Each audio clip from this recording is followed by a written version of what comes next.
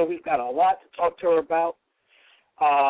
My guest today, tonight, she's the author of three, count them, at least three. It might be more because, bios tend to be a little old and dated. We'll find out.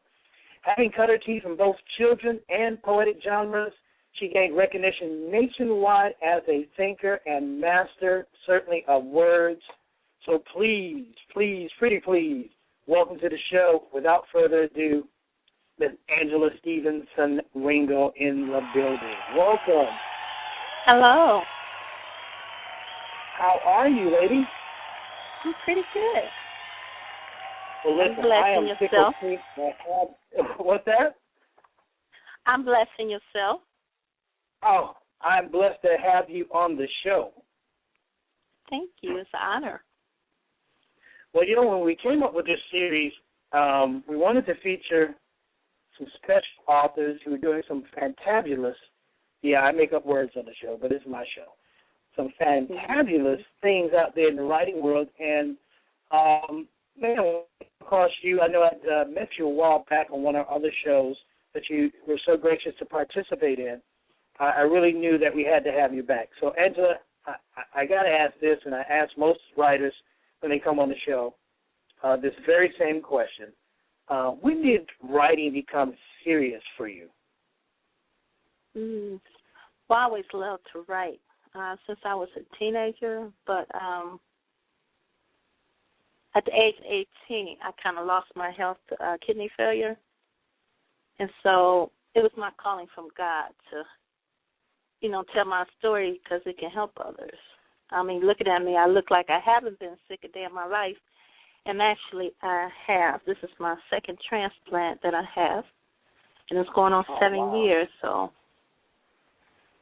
that's when I decided to take my writing serious and to put it in a book, which is not quite finished yet. It's not finished until God say it's finished.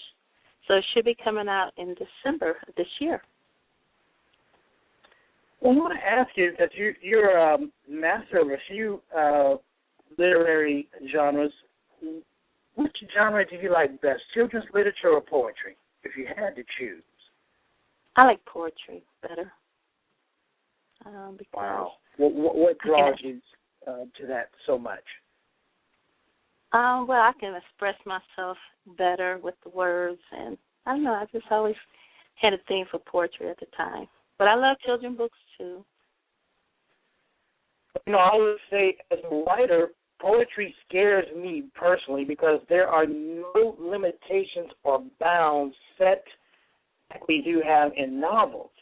Does poetry, in a sense, free you?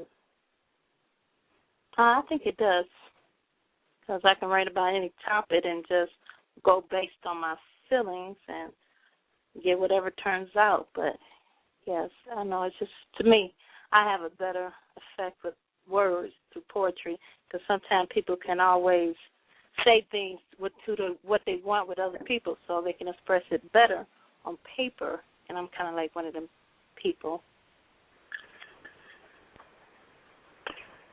I got to ask you this because I'm a chicken. I'm putting it out there in the universe. I am a chicken when it comes to this.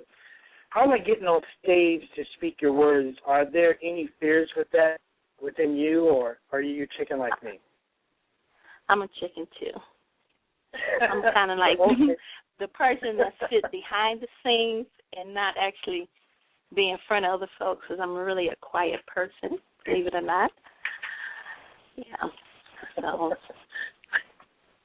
Well, I find that funny because, not funny, but I definitely feel where you're coming with that. I find most writers, we are introverts at heart, and we can sit around at our desk or wherever your writing place is and write for hours and make some amazing stories and verses.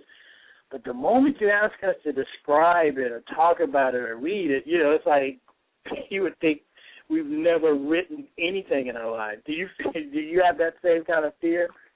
Yes, I do. Actually, I had that by coming on your show today, but I just said, I'm going to put God first, and he'll work everything else out.